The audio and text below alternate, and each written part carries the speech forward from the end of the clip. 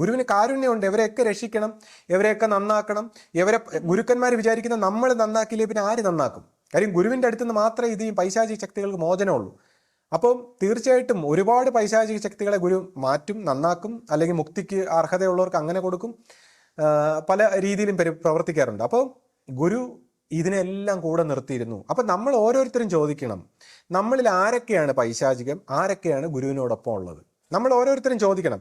കാര്യം പൈശാചിക ചിന്ത ഇല്ലാത്തവരെ സംബന്ധിച്ച് ഗുരുവിൻ്റെ ഈ പ്രസ്ഥാനത്തെയും ഗുരുവിൻ്റെ സ്ഥാപനത്തെയും ഇതിൻ്റെ എല്ലാ പ്രവർത്തനങ്ങളുടെ അവസാനം വരെ കൂടെ നിൽക്കും. ഗുരുവിൻ്റെ ശിഷ്യയിൽ ഗുരുവിനെ കാണാൻ പറ്റും. കാര്യം അവർക്ക് ഗുരുവിനോടുള്ള ഈ ഭക്തി അവരെ സൂക്ഷ്മ മനസ്സിൽ നിറഞ്ഞു കഴിഞ്ഞാൽ, ഇപ്പോൾ ശിഷ്യപൂജിത ഇരിക്കുന്ന സ്ഥലത്ത് ഗുരുവിൻ്റെ കാഴ്ച അവരുടെ മനസ്സുകൊണ്ട് അവർക്ക് കാണാൻ പറ്റും. ആ പ്രകാശത്തിൽ അവരുടെ മനസ്സിൽ ആ രൂപം സാക്ഷാത്കരിക്കും. അപ്പോൾ ശിഷ്യപൂജിതയുടെ സ്നേഹം വരും. ഇപ്പം ഞാൻ സംസാരിക്കുമ്പോൾ എന്നോട് സ്നേഹം വരും, ഗുരുവിനെക്കുറിച്ച് സംസാരിക്കുന്നുണ്ട്. അപ്പോൾ പിന്നെ മറ്റുള്ളവരുടെ തെറ്റുകൾ ക്ഷമിക്കും.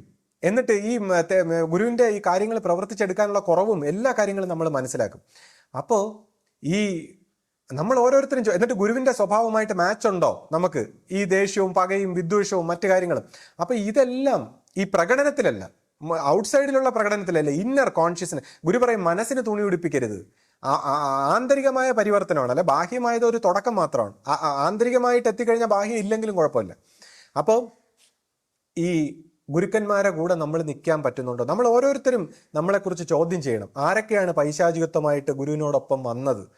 അത് ഏത് ശിഷ്യന്മാരാണ്? എന്തിനാണ് അവർ പ്രവർത്തിക്കുന്നത്? അല്ലെങ്കിൽ ഇതിനെ എങ്ങനെ നശിപ്പിക്കാൻ ശ്രമിക്കുന്നു? ഇതൊക്കെ നമ്മൾ ഓരോരുത്തരും വിചിന്തനം ചെയ്ത് നോക്കേണ്ട കാര്യങ്ങളാണ്. എന്നിട്ട് ഈ ഗുരുക്കന്മാരെ എങ്ങനെ ഈ പൈശാചികളെ പറ്റിക്കും? കാര്യം ഗുരുവിൻ്റെ വാണികൾ പോലും കേട്ട് മാറ്റിമറിച്ച് കളയാൻ കാത്തിരിക്കുന്ന ഈ പൈശാചികൾ, കാര്യം ഗുരുവിൻ്റെ വാണികൾ കേട്ടിട്ട് അതിനെ അർത്ഥം വിശദീകരിച്ച് മാറ്റിക്കളയും അവര്. ഇപ്പൊ ഭഗവാൻ ശ്രീകൃഷ്ണൻ പറഞ്ഞാൽ അതിന് 100 വിശദീകരണം കൊടുത്ത് മാറ്റിക്കളയും. ജീസസ് പറഞ്ഞാൽ അതിനെ വിശദീകരിച്ച് മാറ്റിക്കളയും. ഖുറാനെ വിശദീകരിക്കും. എല്ലാത്തിനും വിശദീകരിച്ച് അവർ മാറ്റിക്കളയും, അർത്ഥം മാറ്റിക്കളയും.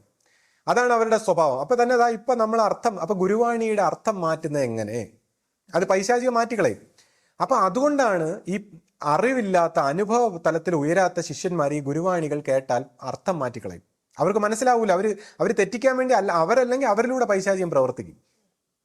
അങ്ങനെ വരുമ്പോൾ ഗുരു എന്ത് ചെയ്യും? ഒരു പടി മുന്നിൽ കളിക്കും. പൈശാചികത്തിന്റെ പ്രവർത്തനം ഗുരുവിനറിയാം. ഗുരു മാറ്റി പറഞ്ഞു കൊടുക്കും കാര്യങ്ങൾ.